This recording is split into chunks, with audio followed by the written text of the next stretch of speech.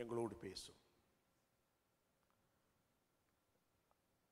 நீர் ஆண்டவர் இயேசு கிறிஸ்து சொன்ன எல்லா வசனங்களையும் எங்களுக்கு நினைப்பூட்டுவீர் என்று ஆண்டவர் சொல்லியிருக்கிறார்.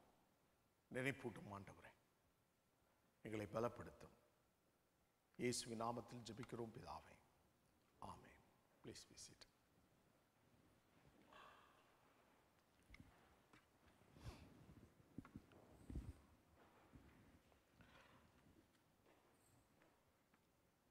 பெந்தெகோஸ்தே திருநாள் அல்லது பெந்தெகோஸ்ட் சண்டே என்று சொல்லக்கூடிய இந்த ஞாயிற்றுக்கிழமை நம்முடைய திருச்சபையினுடைய கேலண்டரிலே மிகவும் முக்கியமான ஒரு நாள். ஏனென்றால் இந்த நாளில்தான் அஃபிஷியலாக ஒரு திருச்சபை என்று சேர்க்கப்பட்டது. பரிசுத்த ஆவியானவர் அங்கே சீஷர்கள் மேலே வந்து இறங்குகிறார். 120 பேர் மேலே ஆண்களும் பெண்களுமாக கூடியிருந்த அந்த மேல் வீட்டறையில் அவர்களோடு கூட இறங்கி வந்த பொழுது அங்கே பரிசுத்த ஆவியானவர் தொடங்கின அந்த திருச்சபையின் இயக்கம்தான் நீங்களும் நானும். ஆவியானவர் வரவில்லை என்றால் திருச்சபை வளர்ந்திருக்க முடியாது.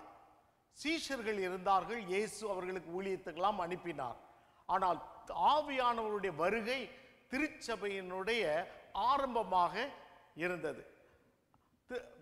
தியோலாஜிக்கல் டிஸ்கஷனில் சொல்வார்கள், when did the church form or first emerge?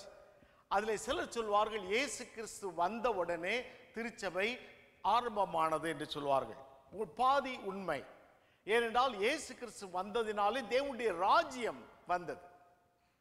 ஆனால் இயேசு சுவாமி இவர்களை போய் சீஷராகுங்கள் என்று அனுப்பினாரே, அதற்கு பிறகு இவர்களை காத்திருந்து பரிசுத்த ஆவியானவர் வந்தபோது பலனற்று போன பேதுரு எழும்பி நின்று தைரியமாய் ஒரு பிரசங்கத்தை பண்ணுகிறார்.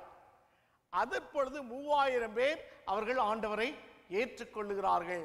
முதன்முறையான mass conversions or mass transformation the church emerge that. ஆகையால்தான் சிலர் சொல்வார்கள் திருச்சபை ஆண்டவராலே உருவாக்கப்பட்டது, பரிசுத்த ஆவியினாலே இயக்கப்படுகிறது. ஆவியானவர் இல்லாத திருச்சபை அது ஒரு செத்த திருச்சபை. ஆவியானவர் தான் உயிர்ப்பிக்கிறவர், உயிர் கொடுக்கிறவர். ஆகையால் ஆவியானவருடைய செயலையும் அவருடைய ஊழியங்களையும் நினைத்து பார்த்து நாம் கொண்டாடக்கூடிய ஒரு ஞாயிறு எது? ஆவியானவர் தன்னுடைய வரங்களை கொடுக்கிறார், தன்னுடைய கனியை கொடுக்கிறார், தன்னுடைய அனுபவங்களை கொடுக்கிறார். ஆவியானவர் நம்மை அனுதினமும் போதித்து நடத்துகிறார். யார் நம்மோடு கூட இல்லாவிட்டாலும் ஆவியானவர் நம்மோடு கூட இருக்கிறார். அவர் தேற்றவாளர். இந்த நாளில் தலைப்பிலே நான் போட்டிருந்த ஒரு தலைப்பு பரிசுத்த ஆவியின் ஞானஸ்தானம்.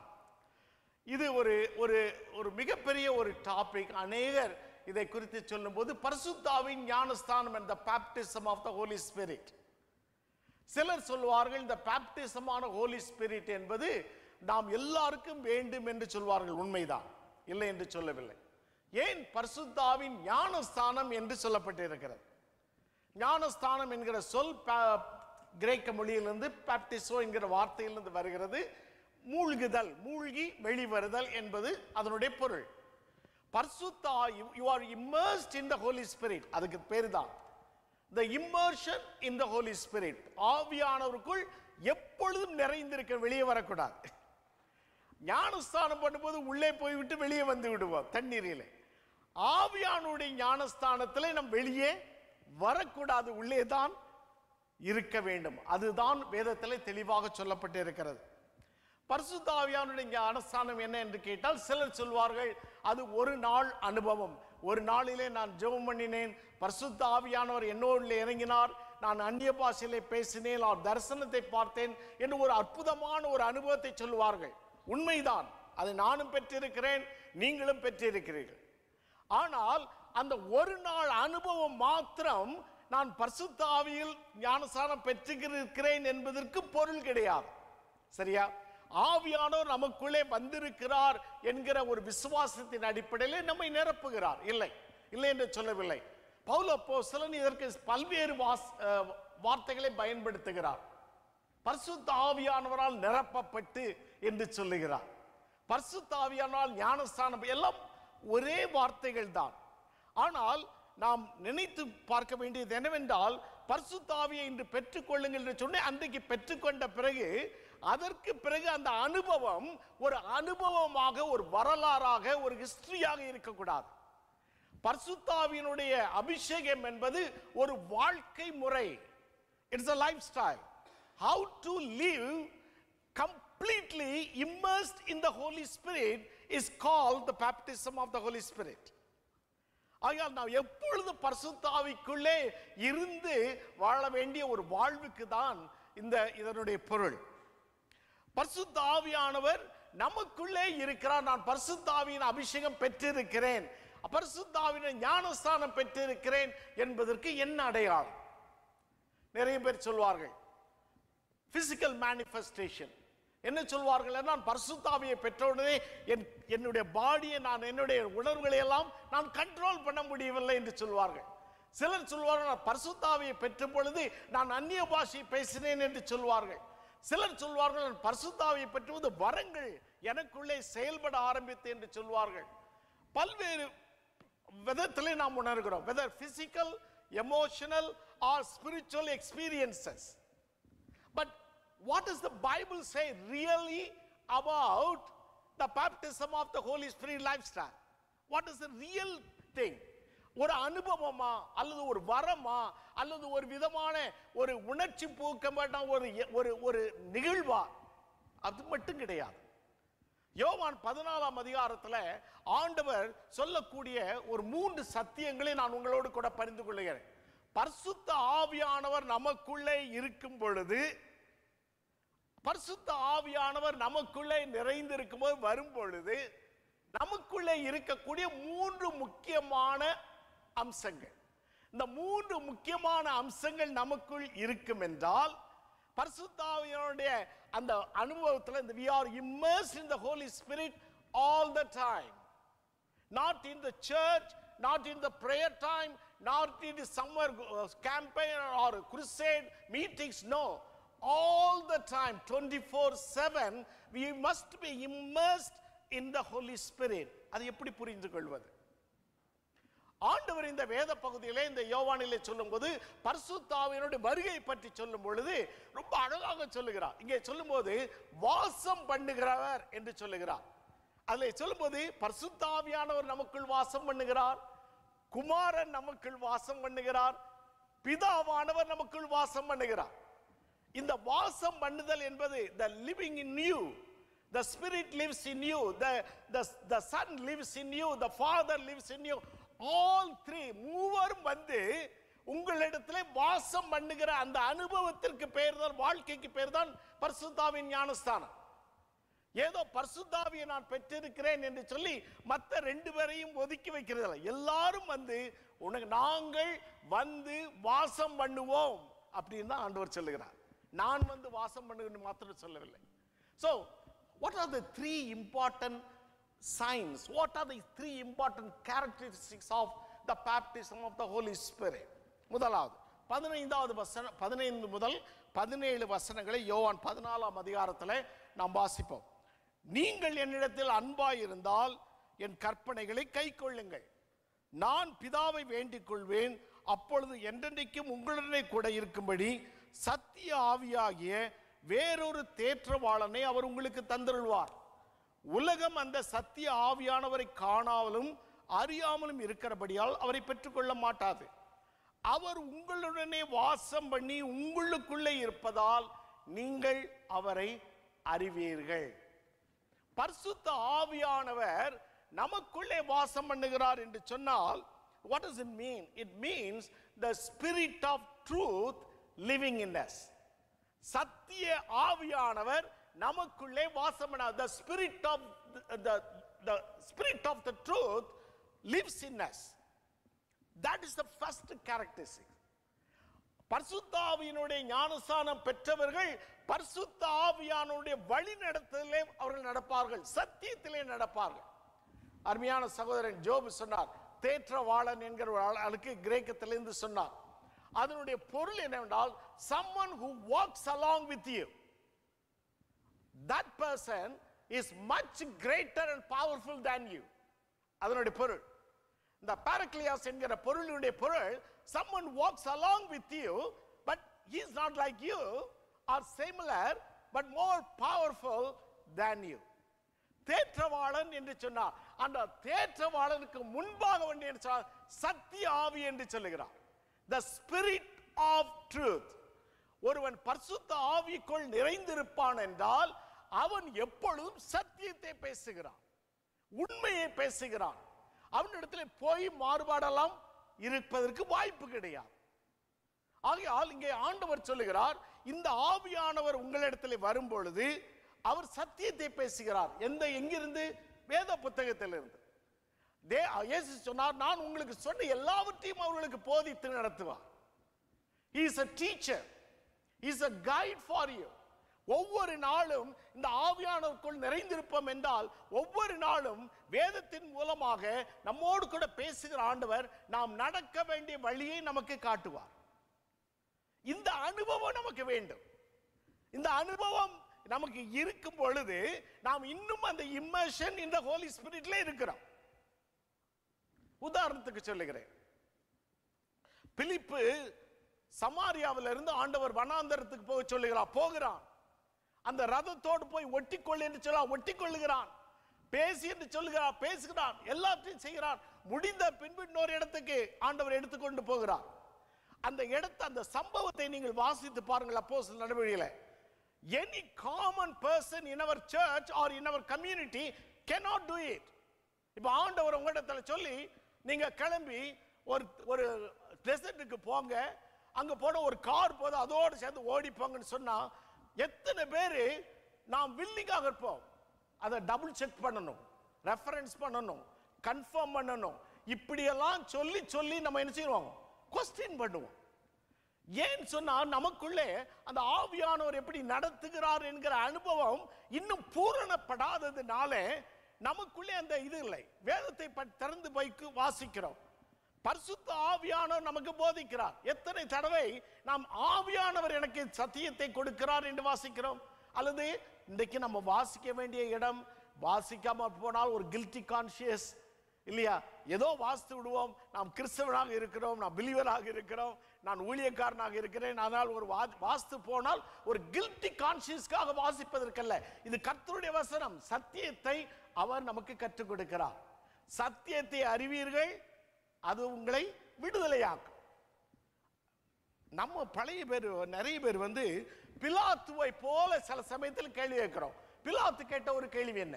இயேசுவிடத்துல சத்தியமாவது என்ன? What is truth? அதே வசனத்திலே அவன் அப்படி கேட்டான். அதே மாதிரி யோவான் 14ஆம் அதிகாரத்தில் வாசித்து பார்த்தால் 2 சீஷர்கள் கேட்கிறார்கள். ஒன்று பிலிப்பு கேட்கிறான், ஒன்று தோமா கேட்கிறான். நீர் எங்கே போகிறீர்? நீ போகிற இடம் எனக்கு தெரியாது, பிதாவை எங்களுக்கு காட்டும் அப்படின்னு சொல்லுங்க. 3 வருஷம் கூட இருந்தாலும் அவர் தேவனுடைய குமாரன் என்ற வெளிப்பாட்டை பெற்றினாலும் அவர்களுக்குள்ளே அதை புரிந்து கொள்ளக்கூடிய இல்லை. Why? Because they haven't that learned, they have the experience, the truth, how to believe it.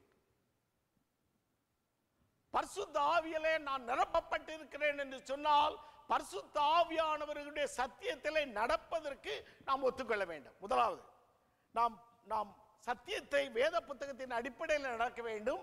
இந்த சத்திய ஆவியானவர் நம்மோடு கூட இருக்கும்போது வேற சத்தியத்துக்கு வரமா வேற எதுவும் செய்ய மாட்டார்.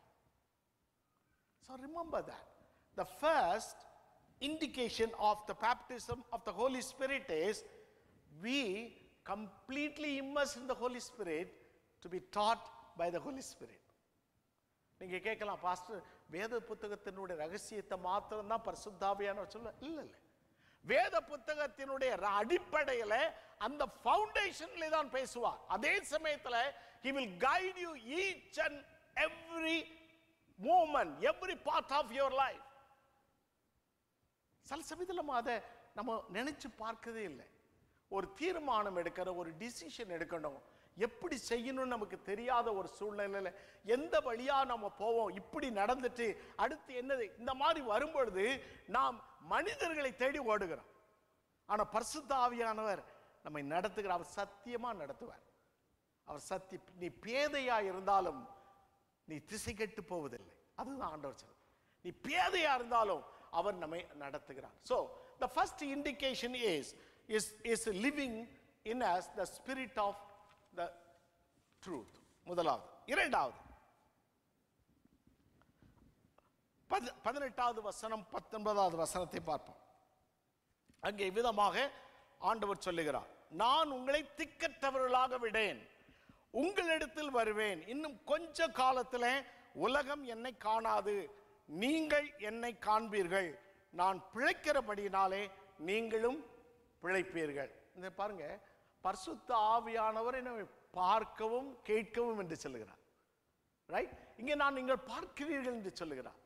இரண்டாவது ஆண்டவர் என்று சொல்ல, பரிசுத்த ஆவியானவர் நமக்குள்ளே வரும்போது அவர் செய்யக்கூடிய இரண்டாவது காரியம் என்ன தெரியுமா? அந்த அபிஷேகம் பெற்றிருக்கிறோம் என்பதற்கு மற்றொரு அடையாளம், the risen Christ lives in us. risen Christ, அந்த ஆண்டவர் நமக்குள்ளே வாசம் பண்ணுகிறார். அவர் எதுக்கு சொல்லுகிறார் என்றால், the God who cares for you lives in you. திக்கற்றவர்களாக விடேன், I won't leave you like orphans. அனாதைகள் என்கிற வார்த்தை கொடூரமான வார்த்தை இல்லையா? நமக்கு சொல்றோம், ஆர்ஃபன்ஸுக்கு நம்ம சப்போர்ட் பண்றோம், ஆர்ஃபன் பிள்ளைகளுக்கு நம்ம சப்போர்ட் பண்றோம் சொல்லும் பொழுது நம்முடைய உள்ளமே உடையுது. ஏன்னா ஒரு தகப்பனும் தாயும் இல்லாதபடிக்கு ஒரு பிள்ளை ஒரு விடுதலை வாழ்றாங்க அப்படின்னு சொன்னா, அந்த பிள்ளைக்கு அப்பா என்று கூப்பிட யாரும் கிடையாது, அம்மா என்று கூப்பிட யாரும் கிடையாது. அவளுக்கு அந்த பிள்ளைக்கு என்ன செய்யணும்னு தெரியாது. ஒரு இக்கட்டான சூழ்நிலை. how to live, who can support me, how to make the decision, who is with me. நான் தனிமையா இருக்கிறேன். the cruelest pain of this world is to be alone. loneliness is a cruelest, அது மிகவும் மோசமான ஒரு அனுபவம். நம்ம ரொம்ப நல்லா இருக்கிறோம். ஏன் தெரியுமா? நம்ம கூட 4 பேர் இருக்கிறாங்க, நம்ம குடும்பம் இருக்குது, நம்முடைய பிள்ளைகள் இருக்காங்க, நம்ம நண்பர்கள் இருக்காங்க, சர்ச் மெம்பர்ஸ் இருக்காங்க. ஆனா தனிமையாக இருக்க யாரும் இல்லைன்னு சொல்லி ஒரு வாழ்க்கையில வரும்பொழுது அந்த நிலையை பார்க்கும்போது அவங்களுக்கு தான் தெரியும். எனக்கு இது வந்திருக்குது. I came across that experience. Sometimes you come across the experience, I don't know what to do, I feel like alone.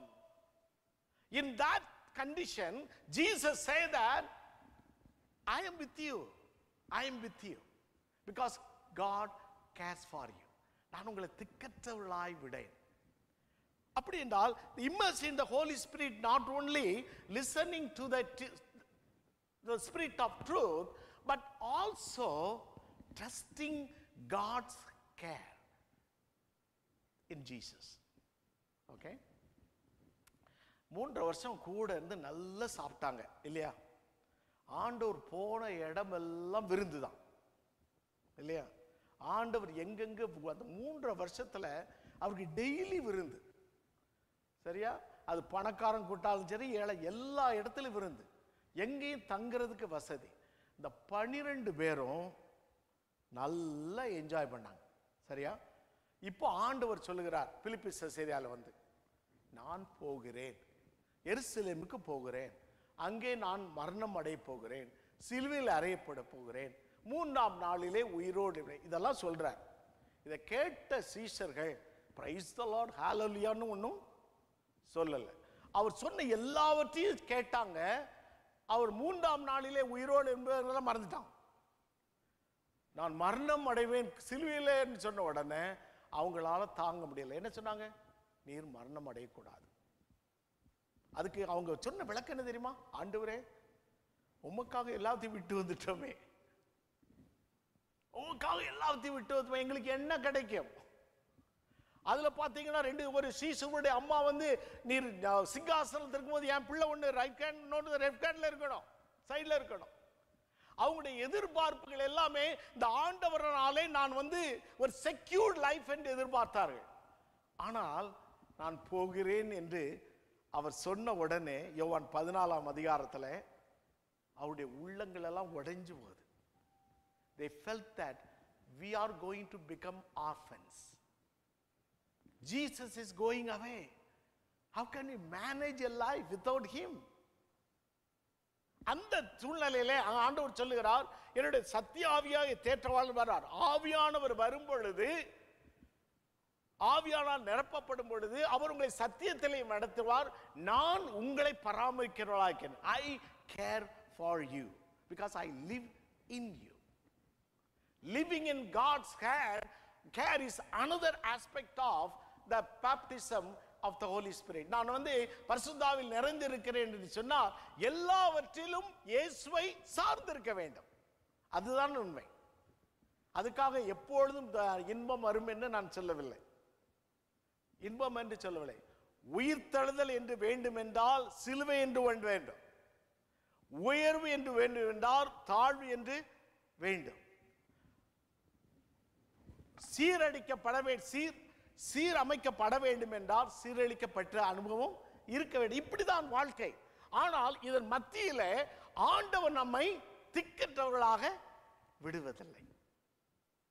இன்னைக்கு நீங்க எந்த சூழ்நிலையில் இருந்தாலும் சரி, I feel alone, I am neglected, I am rejected, anything you feel like that, but God say that you are not alone, I am with you, you are not orphan. Amy Carmichael அம்மா Donna ஊர்ல அநாத பிள்ளைகளுக்கு அவர்கள் home தொடங்கினாங்க. அவங்க தொடங்கும் போது அவங்க அந்த ஹோம்ல ஒரு வாசகத்தை அவங்க எழுதி வச்சாங்க. அது என்ன வார்த்தை தெரியுமா? No one in this world is orphan. No one in this world is orphan. அதுக்கு அடுத்த அளவு என்னன்னா, because Jesus is with us. ரொம்ப அழகான ஒரு வார்த்தை. இன்னைக்கு நான் சொல்றேன், நம்முடைய வாழ்க்கையில் இவ்விதமான கடினமான பாதைகளில் நம்ம நடக்கும்போது நாம் தனிமையா இல்லை, ஆண்டவர் நம்மோடு கூட. So the baptism of the Holy Spirit mean living in the spirit of truth, guidance of the truth. இரண்டாவது சத்திய ஆவியினுடைய வழிநடத்தலை மட்டுமல்ல, இயேசுவினுடைய அரவணைப்பிலும் நான் வாழ்கிறேன் என்கிற அனுபவம் இருக்கும். இந்த உலகத்தில் எத்தனையோ ஊழியக்காரங்க இருக்கிறாங்க, எத்தனையோ மிஷினரிமார் இருக்கிறாங்க. ஆனால் ஒரு காலகட்டத்தில் ஒரு சூழ்நிலையில் அவங்களுக்கு கஷ்டப்படுவது உண்டு. அது நிஜம், அது நம்ம சொல்ல முடியாது. ஆனால் போகிற இடமெல்லாம் அடி வாங்கின ஒரே ஒரு ஊழியக்காரர் யார் தெரியுமா? பவுல் அப்போஸ்தலன். அவர் தன்னுடைய பாடுகளை கொரிந்து பட்டணத்துக்கு, கொரிந்து சபைக்கு எழுதும்போது சொல்றார், அதை கம்பேர் பண்ணும்போது நீங்களும் நானும் பாடுன்னு சொல்றோமே, அது பாடே கிடையாது. நம்ம சொல்ற பாடெல்லாம் என்ன தெரியுமா? தலைவலி இல்லையா? இல்லையா? ஏதாவது ஒரு அன்னீசினஸ் தான் நம்ம பாடுறோம். அல்லது ஒரு நீடு வந்த உடனே பாடுன்னு சொல்றோம். ஒருத்தர் ஒரு மாதிரி பேசிட்ட உடனே பாடு சொல்றோம். ஆனா பவுல் அப்போஸ்தலன் சரீரத்திலும் எல்லா விதத்திலும் அவர் அடிபட்டார். ஆனா என்ன சொல்றாரு தெரியுமா? என்னை பலப்படுத்துகிற கிறிஸ்துவினாலே எல்லாவற்றையும் செய்ய எனக்கு பலன் உண்டு. ஏனென்றால் அவர் பரிசுத்த ஆவியினுடைய அபிஷேகம் பெற்றவர், அவருடைய ஞானஸ்தானம் பெற்றவர். அவருக்கு தெரியும் நான் தனிமையா இல்லை, நான் திக்கற்றவனா இல்லை, இயேசு என்னோடு கூட இருக்கிறார், அவர் என்னை காத்துக்கொள்ளுகிறார். அந்த இரண்டாவது அனுபவம், இரண்டாவது முறை. மூன்றாவது என்ன சொல்லுங்க? 20வது 21வது வசனத்தை பாருங்க. ஆண்டவர் சொல்லுகிறார், நான் என் பிதாவிலும் நீங்கள் என்னிலும் நான் உங்களிலும் இருக்கிறதை அந்நாளிலே நீங்கள் அறிவீர்கள். என் கற்பனைகளை பெற்றுக்கொண்டு அவைகளை கை கொள்ளுகிறவனோ என்னிடத்தில் அன்பாயிருக்கிறான், என்னிடத்தில் அன்பாயிருக்கிறவன் என் பிதாவுக்கு அன்பாயிருக்கிறான், நானும் அவனில் அன்பாயிருந்து அவனுக்கு என்னை வெளிப்படுத்துவேன். இந்த இடத்துல பிதாவை பற்றி பேசுகிறார் ஆண்டவர். நீங்க சுவிசேஷங்களை வாசித்து பாருங்க, ஆண்டவர் எங்கெங்கெல்லாம் பரம பிதாவை பற்றி பேசுகிறாரோ பரம பிதாவுடைய அன்பை பற்றியும் பேசுகிறார். நமக்கு தெரிந்த வசனம், நம்முடைய திருச்சபையிலே நாம் அதிகமாக சொல்லக்கூடிய ஒரு வசனம் யோவான் 3:16 இல்லையா? என்ன எப்படி இருக்கு அந்த வசனத்தை பாராமல் நம்ம சொல்லலாமே?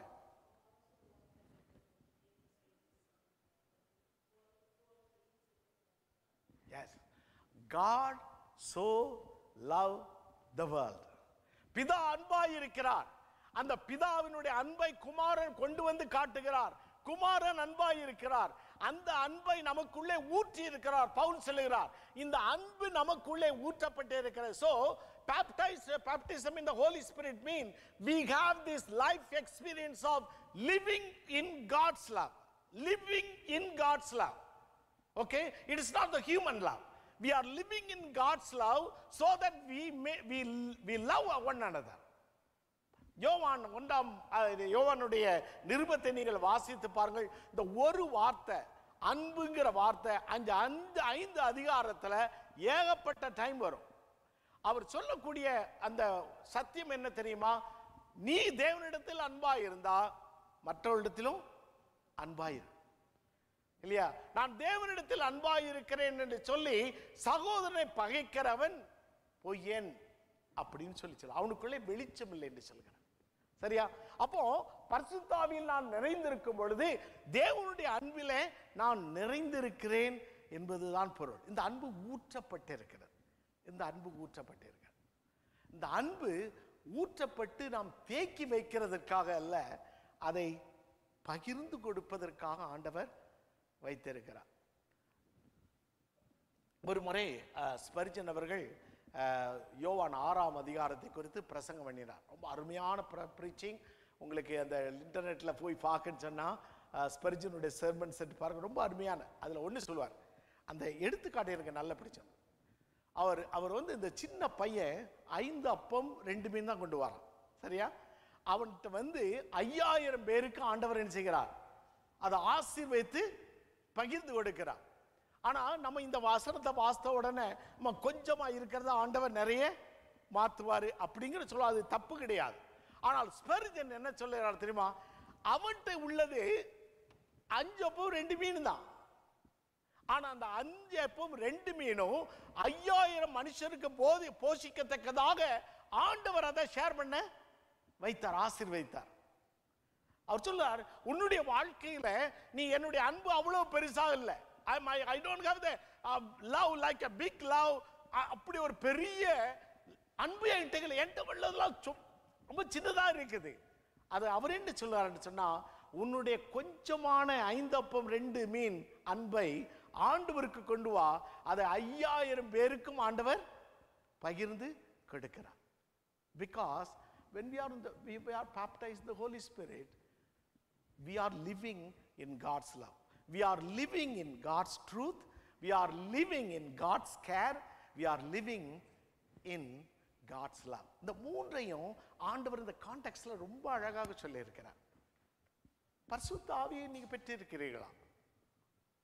இதே கேள்வியை அப்போஸ்தலரோட கேட்கும்போது அதை பற்றி எங்களுக்கு தெரியவே தெரியாது. இது நீங்க கேட்கலாம், ஐயோ இந்த விசுவாசிகளை எப்படி அவங்க ரட்சிக்கப்பட்டாங்கன்னு கேட்கலாம்.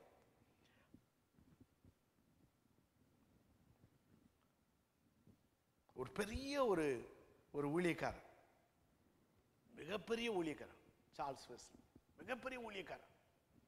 அவர் அமெரிக்காவில் வந்து மிஷினரி ஊழியத்தை செஞ்சு வந்துட்டார். இங்க வந்து ஊழியம் செஞ்சார், ஒருத்தரும் ஏற்றுக்கொள்ளலை. ரொம்பவும் ஃபெயிலியர் ஆகி, ரொம்பவும் டிப்ரெஸ்ட் ஆகி, சரி ஊழியமே வேண்டாம் ஊருக்கு போகும்னு சொல்லி இங்கிலாந்துக்கு போறார்.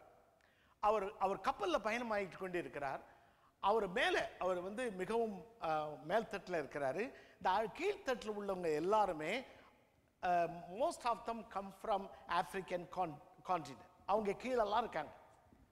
அவங்க கீழே உட்கார்ந்து இருக்கிறாங்க. அங்கே கீழே உட்காந்துருக்காங்க, மேலே உட்காந்து ரெஸ்ட் எடுத்துட்டு இருக்கும்போது திடீர்னு ஒரு சத்தம் கேட்குது. எல்லாரும் சத்தம் போட்டு பாட்டு பாடிட்டு இருக்காங்க. So he didn't understand the language. So he went down. கீழே போறாரு. கீழே போன பார்த்தா ஒரு பெரிய குரூப்பான ஆப்பிரிக்க சகோதர சகோதரிகள் வந்து உட்கார்ந்து கைதட்டி ஆவியில் நிறைஞ்சி அவங்க என்ன செய்றாங்க? பாட்டு பாடிட்டு இருக்காங்க. ரொம்ப சந்தோஷமா பாடின உடனே சார்ல்ஸ் வெஸ்லி போய் அவர்கிட்ட கேட்டாருங்களாம், எப்படி உங்களால் இப்படி பாட முடியுது? நானும் மிஷினரி ஊழியஞ்சேன்னு என்னால் இப்படியெல்லாம் பாட முடியலையே, இப்படியெல்லாம் என்னால் செய்ய முடியல, வாட்ஸ் அ சீக்ரெட் அப்படின்னு சொல்லி அந்த சகோதரர்கிட்ட கேட்கும்போது அதில் ஒருத்தர் சொன்னாராம், we are filled with the Holy Spirit, we are baptized with the Holy Spirit சொன்ன உடனே சார்ல்ஸ் வெஸ்லி சொன்னாராம், நான் பரிசுத்த ஆவியை விசுவாசிக்கிறேன், பரிசுத்த ஆவி எனக்குள்ளே இருக்கிறார், எனக்கு அதுக்கு அந்த அனுபவம் இல்லையே அப்படின்னு சொன்ன உடனே அங்கே உள்ள ஒரு ஆப்பிரிக்கன் brother சொன்னாராம், brother, you must be baptized. Oh, I already baptized. I'm a Christian missionary. No, you must be baptized in the Holy Spirit. What does it mean? Nothing. You just allow to hand over your life to the Holy Spirit. He said, I already did. Completely. அந்த கம்ப்ளீட்லிங்கிற வார்த்தை வந்த உடனே அவர் உண்மையிலே அவருடைய லைஃப்ல அந்த மாதிரி இல்லை. So he said, okay. அவருக்கு சொன்னாங்களாம், you go to the room and pray and completely surrender to the Holy Spirit, then you can feel the difference. இவர் ரூமுக்கு போனார், கதவு போட்டுனார். பெரிய மிஷனரி, பெரிய நல்ல பாட்டு எழுதுவார், கம்போஸ்லாம் பண்ணுவார், அந்த அளவுக்கு ஒரு ரொம்ப நல்ல ப்ரீச்சர். அவர் போய் ரூம்ல போய் மூடிட்டு, ஆண்டவரே, அவர் பண்ண ஜெபம் இதுதான், அந்த ஆப்பிரிக்க சகோதரர்களுக்கு நீ எப்படி இருந்தோ அத மாதிரி என்ன மாற்று சுவாமி, என்னை கம்ப்ளீட்டாக ஒப்படைக்கிறேன்னு சொல்லி சொன்னார். நீங்க நினைக்கலாம் உடனே அவர் வித்தியாசமா அவர் அந்நிய பாஷையிலும் பேசல, அவருடைய பிசிக்கலா எந்த எக்ஸ்பிரஷனும் இல்லை, அமைதியா தான் இருந்து அவர் தன்னுடைய லைஃபை சரண்டர் பண்ணார். அந்த சைடில் போய் இங்கிலாந்துல வந்து இறங்கின உடனே தான் everyone saw the difference in his life. Then the new life he got it. அவர் சொல்வார், என்னுடைய விசுவாச பயணத்திலே ஒரு புதிய அத்தியாயம், பரிசுத்த ஆவியானவர் என்னோடு கூட இருப்பார் என்றால், அவருக்குள்ளே நான் இருப்போம் என்றால் எப்படி நடக்குன்னு சொல்லி தான் அவருடைய அந்த ரிவைவல் வந்த பிறகுதான் அவர் ப்ரீச் பண்ண, ரொம்ப ஸ்ட்ராங்கா ப்ரீச் பண்ண ஆரம்பிச்சாரு. மெத்தடிஸ்ட் சர்ச்சை ஃபார்ம் பண்ணார். ஓகே, மெத்தடிஸ்ட் சர்ச் ஒன்று சாதாரணமா இப்படி ஆங்கிலிக்கன்ட்ட கோபப்பட்டு வந்ததில்லை. It comes from the deep rooted that someone who totally surrendered to the Holy Spirit. When you totally surrender to the Holy Spirit, the Holy Spirit will teach you what to do. The Holy Spirit will the Christ will take care of you. The fathers will fill you with the love. You living in truth, you are living in care, you are living in very important love. அந்த கேள்வியை அவர்கிட்ட கேட்டது மாதிரி இப்போ நான் கேட்கிறேன், are you, if I ask you, do you believe in Jesus, Holy Spirit, you all say amen. ஏன்னா ஒவ்வொரு கம்யூனியன்லயும் நம்ம அறிக்கை பண்றோம் இல்லையா, அப்போஸ்தலர் கிரியையில அப்புறம் நம்ம வந்து அதுல ஒன்றும் கிடையாது. I wanted to go from that level to the next level. Are you really immersed in the Holy Spirit?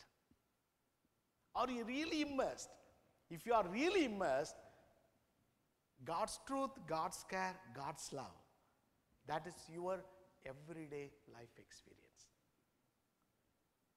நம்ம எப்போ அந்த பரிசுத்த ஆவியானவர்ல இருந்து வெளியே வாரமோ, then we have our own life. God calls you, go back and immersed in the Holy Spirit again. அது ஆண்டவர் நமக்கு கொடுக்கக்கூடிய செய்தி. இது பரிசுத்த ஆவியானவரே என்னிலே வாரும். சில பேர் சொல்லுவாங்க, பரிசுத்த ஆவியானவர் வந்தா எதெல்லாமோ நடந்துமோ எனக்கு தெரியாது, நான் அந்நிய பாஷை பேசுகிறோம், எனக்கு என்ன டோன்ட் வரி. யார் யாருக்கு என்ன வேணும்னு அவருக்கு தெரியும். சரியா? எல்லாருக்கும் எல்லா வரங்களும் கொடுக்கப்படுவதில்லை, எல்லாருக்கும் எல்லா அனுபவங்களும் கொடுக்கப்படுவதில்லை, ஆனால் எல்லாருக்கும் எல்லா கனிகளும் கொடுக்கப்படுது. சரியா? Okay, the gifts may be different, ministries may be different, experience may be different, but the fruit is same. He never இவங்களுக்கு அன்பு கொடுத்து இவங்களுக்கு இச்சை அடக்கம் இவங்களுக்கு அந்த மாதிரி பிரிச்சு கொடுக்கறதில்லை. கனி எல்லாருக்கும் உண்டு, ஆனால் வரங்களும் ஊழியங்களும் அனுபவங்களும் வெவ்வேறு. ஆனா அந்த அனுபவம் பரிசுத்த ஆவியானுக்குள்ள நம்ம இருக்கும்போது, பரிசுத்த ஆவியானுடைய போதனையும் குமாரனுடைய அவருடைய பாதுகாப்பையும் அந்த கரிசனையும் பிதாவுடைய அன்பையும் நம்ம அனுதினம் ஒவ்வொரு மொமெண்ட் புரிந்து கொள்ள வேண்டும். So, simple question, are you baptized in the Holy Spirit? Are you baptized in the Holy Spirit? Close your eyes, let us pray.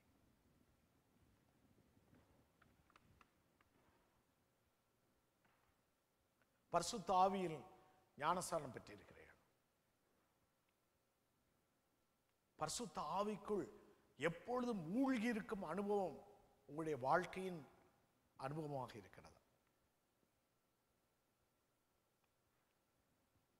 அவருக்குள் நாம் மூழ்கி இருக்கும்போது ஆவியானவருடைய சத்தியத்தை அறிந்து கொள்ள முடியும். குமாரனுடைய பாதுகாப்பையும் பராமரிப்பையும் அறிந்து கொள்ள முடியும். பிதாவினுடைய அன்பையும் அறிந்து கொள்ள முடியும். Are you baptized in the Holy Spirit? Yes, I believe Jesus, with Jesus Christ. I believe the Holy Spirit. I believe that the Holy Spirit is in my heart, in my life. It's true. But are you immersed in the Holy Spirit? If you have, you can completely, every moment, whether ups and downs or brokenness or rectified, you always experience the teaching and guidance of the Holy Spirit. You always feel that Jesus is with me, I am not orphan. You always experience Father's love to share it with others. Are you baptized in the Holy Spirit? Talk to Jesus. Talk to the Lord. Lord, I want to have that Christian life, always immersed in the Holy Spirit. Give me that baptism of the Holy Spirit. God is gracious, is a loving God to you. அவர் உன்னை நேசிக்கிறார். அவர் உனக்கு அந்த அனுபவத்தை கொடுப்பதற்கு, அந்த ஒரு கிருபையை கொடுப்பதற்கு காத்திருக்கிறார். பெற்றுக்கொள்ள நீ ஆயத்தமா? பரிசுத்த ஆவியானவருடைய அபிஷேகத்தை, அந்த ஞானஸ்தானத்தை, அந்த முழுகுதலை எனக்கு தாரும் சுவாமி என்று சொல்லி ஜெபிப்பீர்களா? ஜெபம் செய்வோம். அன்பின் ஆண்டவரே, எங்கள் மத்தியிலே இருக்கிறீர், எங்களோடு பேசினீர். பரிசுத்த ஆவியானவரை நாங்கள் விசுவாசிக்கிறோம். நீர் எங்களுடைய வாழ்க்கையிலே இருக்கிறீர். அதை நாங்கள் உணர்கிறோம், அதை அறிந்திருக்கிறோம். ஆனால் உமக்குள் முழுமையாக மூழ்கி இருக்கும் அந்த வாழ்வின் முறையை நீர் எங்களுக்கு முழுமையாக தாரும் சுவாமி. தடம் புரண்டு விடுகிறோம். சில சமயத்திலே அவருடைய பிரசன்னத்திலிருந்து வெளியே வந்து விடுகிறோம். ஆவியானவரை சார்ந்து கொள்ளாமல் மாம்சத்தை சார்ந்து கொள்ளுகிறோம். ஆண்டவரே, உம்முடைய சமூகத்தில் ஜெபிக்கிறோம் சுவாமி. எங்களுக்கு எப்பொழுதும் ஆவியானவருக்குள் நிறைந்திருக்கும், மூழ்கி இருக்கும் அனுபவத்தை தாரும். ஏனென்றால் நீர் போதிக்கிறவர், பராமரிக்கிறவர், அன்பு கூறுகிறவர். எங்களை நிரப்பும் ஆண்டவரே, எங்களை மாற்றும் சுவாமி. ஆவியானவரே, எங்களை மாற்றும்படியாக நாங்கள் ஜெபிக்கிறோம். இயேசுவின் நல்ல நாமத்தில் தாழ்மையோடு ஜெபிக்கிறோம், ஜீவன் உள்ள நல்ல பிதாவே.